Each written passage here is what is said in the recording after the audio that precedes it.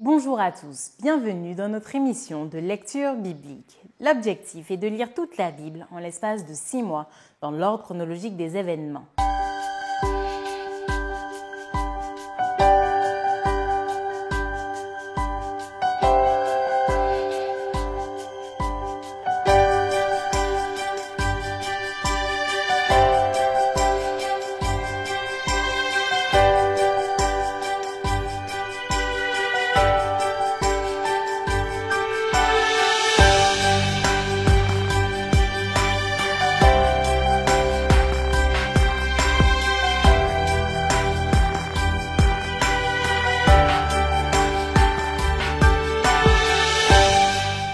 Cette émission vous est proposée par l'Église adventiste du 7e jour d'Évry. Si vous voulez suivre ce plan, vous pouvez cliquer sur le lien dans la description. N'hésitez pas à vous abonner à notre chaîne Évry Adventiste afin de recevoir toutes les nouvelles vidéos de lecture. Et n'hésitez pas à poser toutes vos questions dans les commentaires. Aujourd'hui, nous lirons le livre d'Ézéchiel du chapitre 7 à 12. Ézéchiel chapitre 7. La parole de l'Éternel me fut adressée en ces mots. Et toi, fils de l'homme, ainsi parle le Seigneur l'Éternel sur le pays d'Israël. Voici la fin vient sur les 4 extrémités du pays. Maintenant la fin vient sur toi, j'enverrai ma colère contre toi. Je te jugerai selon tes voies, je te chargerai de toutes tes abominations. Mon œil sera pour toi sans pitié et je n'aurai point de miséricorde. Mais je te chargerai de tes voies et tes abominations seront au milieu de toi. Et vous saurez que je suis l'Éternel. Ainsi parle le Seigneur l'Éternel. Un malheur unique. Voici, il vient. La fin vient, elle se réveille contre toi. Voici, elle vient. Ton tour arrive, habitant du pays, le temps vient, le jour approche, jour de trouble et plus de cris de joie dans les montagnes. Maintenant, je vais bientôt répandre ma fureur sur toi, assouvir sur toi ma colère, je te jugerai selon tes voies, je te chargerai de toutes tes abominations. Mon œil sera sans pitié et je n'aurai point de miséricorde. Je te chargerai de tes voies et tes abominations seront au milieu de toi. Et vous saurez que je suis l'Éternel, celui qui frappe. Voici le jour, voici il vient. Le tour arrive, la verge fleurit, l'orgueil s'épanouit. La violence s'élève pour servir de verge à la méchanceté. Plus rien d'eux, de leur foule bruyante, de leur multitude. On ne se lamente pas sur eux. Le temps vient, le jour approche, que l'acheteur ne se réjouisse pas, que le vendeur ne s'afflige pas, car la colère éclate contre toute leur multitude. Non, le vendeur ne recouvrera pas ce qu'il a vendu, fût-il encore parmi les vivants, car la prophétie contre toute leur multitude ne sera pas révoquée, et à cause de son iniquité, nul ne conservera sa vie. On sonne de la trompette, tout est prêt, mais personne ne marche au combat. Car ma fureur éclate contre toute leur multitude. L'épée au dehors, la peste et la famine au dedans. Celui qui est au champ mourra par l'épée, celui qui est dans la ville sera dévoré par la famine et par la peste. Leurs fuyards s'échappent, ils sont sur les montagnes comme les colombes des vallées, tous gémissant, chacun sur son iniquité. Toutes les mains sont affaiblies, tous les genoux se fondent en eau. Ils se saignent de sacs et la terreur les enveloppe. Tous les visages sont confus, toutes les têtes sont rasées. Ils jetteront leur argent dans les rues et leur or sera pour eux un objet d'horreur. Leur argent et leur or ne pourront les sauver au jour de la fureur de l'Éternel. Ils ne pourront ni rassasier leur âme, ni remplir leurs entrailles, car c'est ce qui les a fait tomber dans leur iniquité. Ils étaient fiers de leur magnifique parure, et ils en ont fabriqué les images de leur abomination, de leurs idoles. C'est pourquoi je la rendrai pour eux un objet d'horreur. Je la donnerai en pillage aux mains des étrangers et comme butin aux impies de la terre, afin qu'ils la profanent. Je détournerai de ma face et l'on souillera mon sanctuaire. Des furieux y pénétreront et le profaneront. Prépare les chaînes, car le pays est rempli de meurtres, la ville est pleine de violence. Je ferai venir les plus méchants des peuples pour qu'ils s'emparent de leurs maisons. Je mettrai fin à l'orgueil des puissants et leurs sanctuaires seront profanés. La ruine vient, ils cherchent le salut et point de salut. Il arrive, malheur sur malheur, un bruit succède à un bruit. Ils demandent des visions aux prophètes, les sacrificateurs ne connaissent plus la loi, les anciens n'ont plus de conseils. Le roi se désole, le prince s'épouvante. Les mains du peuple du pays sont tremblantes. Je les traiterai selon leur voie, je les jugerai comme ils le méritent, et ils sauront que je suis l'Éternel. Ézéchiel chapitre 8. La 6e année, le 5e jour du 6e mois, comme j'étais assis dans ma maison et que les anciens de Juda étaient assis devant moi, la main du Seigneur, de l'Éternel, tomba sur moi. Je regardai, et voici, c'était une figure ayant l'aspect d'un homme. Depuis ses reins en bas, c'était du feu, et depuis ses reins en haut, c'était quelque chose d'éclatant, comme de l'airain poli. Il étendit une forme de main et me saisit par les cheveux de la tête. L'Esprit m'enleva entre la terre et le ciel et me transporta dans des visions divines à Jérusalem, à l'entrée de la porte intérieure du côté du septentrion où était l'idole de la jalousie qui excite la jalousie de l'Éternel. Et voici la gloire du Dieu d'Israël était là, telle que je l'avais vue en vision dans la vallée. Il me dit, « Fils de l'homme, lève les yeux du côté du septentrion. » Je levai les yeux du côté du septentrion, et voici cette idole de la jalousie était au septentrion de la porte de l'autel à l'entrée. Et il me dit, « Fils de l'homme, vois-tu ce qu'ils font, les grandes abominations que commet ici la maison d'Israël pour que je m'éloigne de mon sanctuaire? Mais tu verras encore d'autres grandes abominations. » Alors il me conduisit à l'entrée du parvis, je regardai, et voici, il y avait un trou dans le mur. Et il me dit, « Fils de l'homme, perce la muraille. » Je perçai la muraille, et voici, il y avait une porte. Et il me dit, « Entre et vois les méchantes abominations qu'ils commettent ici. » J'entrai et je regardai, et voici, il y avait toutes sortes de figures, de reptiles et de bêtes abominables, et toutes les idoles de la maison d'Israël peintes sur la muraille tout autour. 70 hommes des anciens de la maison d'Israël, au milieu desquels était Jaazania, fils de Shaphan, se tenaient devant ces idoles, chacun l'encensoir à la main, et il s'élevait une épaisse nuée d'encens. Et il me dit, « Fils de l'homme, vois-tu ce que font dans les ténèbres les anciens de la maison d'Israël, chacun dans sa chambre pleine de figures? Car ils disent, « L'Éternel ne nous voit pas, l'Éternel a abandonné le pays. » Et il me dit, « Tu verras encore d'autres grandes abominations qu'ils commettent. » Et il me conduisit à l'entrée de la porte de la maison de l'Éternel, du côté du septentrion. Et voici, il y avait là des femmes assises qui pleuraient à Muse. Et il me dit, « Vois-tu, fils de l'homme? Tu verras encore d'autres abominations plus grandes que celles-là. » Et il me conduisit dans le parvis intérieur de la maison de l'Éternel.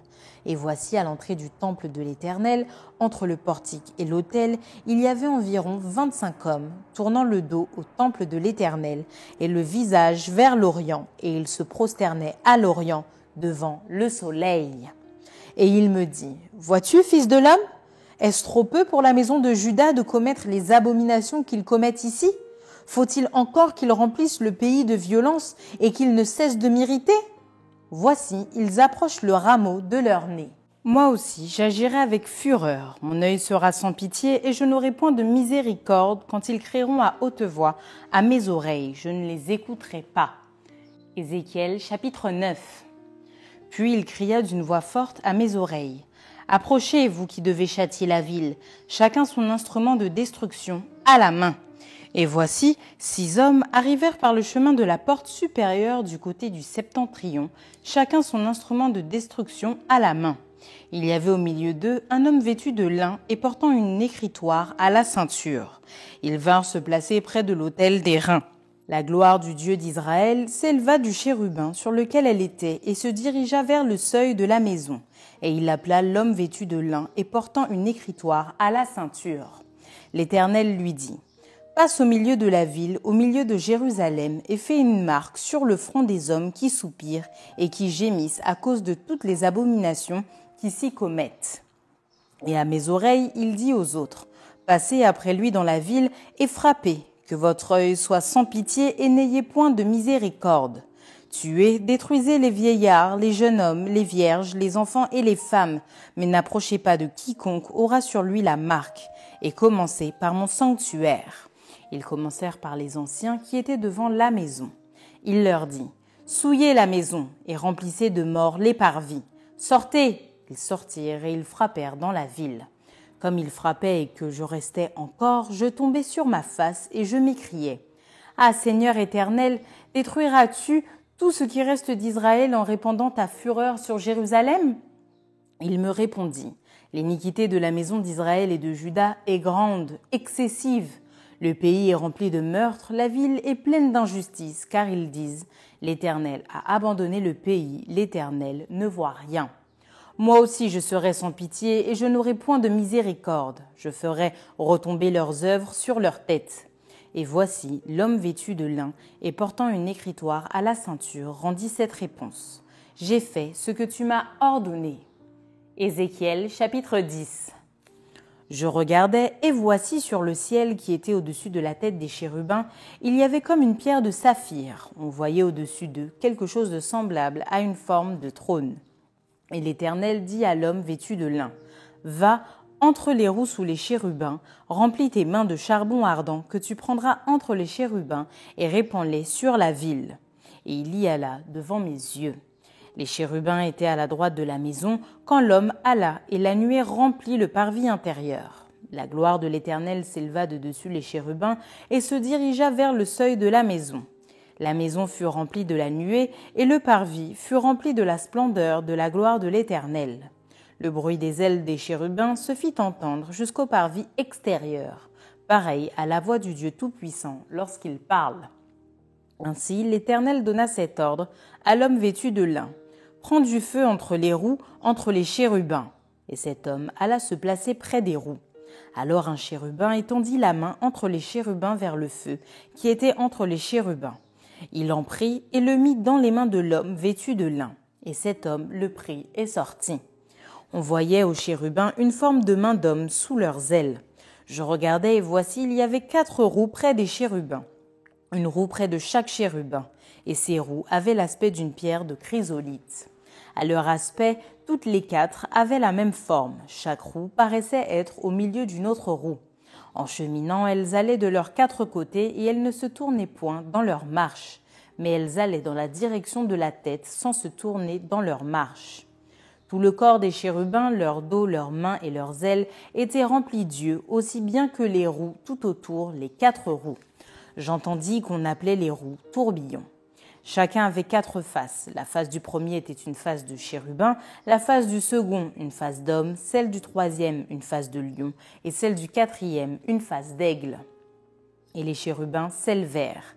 C'étaient les animaux que j'avais vus près du fleuve du Kébar. Quand les chérubins marchaient, les roues cheminaient à côté d'eux, et quand les chérubins déployaient leurs ailes pour s'élever de terre, les roues aussi ne se détournaient point d'eux. Quand ils s'arrêtaient, elles s'arrêtaient, et quand ils s'élevaient, elles s'élevaient avec eux, car l'esprit des animaux était en elles. La gloire de l'Éternel se retira du seuil de la maison et se plaça sur les chérubins. Les chérubins déployèrent leurs ailes et s'élevèrent de terre sous mes yeux quand ils partirent accompagnés des roues. Ils s'arrêtèrent à l'entrée de la porte de la maison de l'Éternel vers l'Orient, et la gloire du Dieu d'Israël était sur eux en haut. C'étaient des animaux que j'avais vus sous le Dieu d'Israël, près du fleuve du Kébar, et je reconnus que c'étaient des chérubins. Chacun avait 4 faces, chacun avait 4 ailes, et une forme de main d'homme était sous leurs ailes. Leurs faces étaient semblables à celles que j'avais vues près du fleuve du Kébar. C'était le même aspect, c'étaient eux-mêmes. Chacun marchait droit devant soi. Ézéchiel chapitre 11. L'Esprit m'enleva et me transporta à la porte orientale de la maison de l'Éternel, à celle qui regarde l'Orient. Et voici, à l'entrée de la porte, il y avait 25 hommes, et je vis au milieu d'eux Jaazania, fils d'Azur, et Pélatia, fils de Benadja, chef du peuple. Et l'Éternel me dit : Fils de l'homme, ce sont les hommes qui méditent l'iniquité et qui donnent de mauvais conseils dans cette ville. Ils disent : Ce n'est pas le moment. Bâtissons des maisons, la ville est la chaudière et nous sommes la viande. C'est pourquoi prophétise contre eux, prophétise, fils de l'homme. Alors l'Esprit de l'Éternel tomba sur moi et il me dit : Dis ainsi, parle l'Éternel. Vous parlez de la sorte, maison d'Israël, et ce qui vous monte à la pensée, je le sais. Vous avez multiplié les meurtres dans cette ville, vous avez rempli les rues de cadavres. C'est pourquoi ainsi parle le Seigneur, l'Éternel. Vos morts que vous avez étendus au milieu d'elles, c'est la viande, et elle, c'est la chaudière. Mais vous, on vous en fera sortir. Vous avez peur de l'épée, et je ferai venir sur vous l'épée, dit le Seigneur l'Éternel. Je vous ferai sortir du milieu d'elle, je vous livrerai entre les mains des étrangers, et j'exercerai contre vous mes jugements. Vous tomberez par l'épée, je vous jugerai sur la frontière d'Israël, et vous saurez que je suis l'Éternel. La ville ne sera pas pour vous une chaudière, et vous ne serez pas la viande au milieu d'elle. C'est sur la frontière d'Israël que je vous jugerai. Et vous saurez que je suis l'Éternel, dont vous n'avez pas suivi les ordonnances et pratiqué les lois, mais vous avez agi selon les lois des nations qui vous entourent.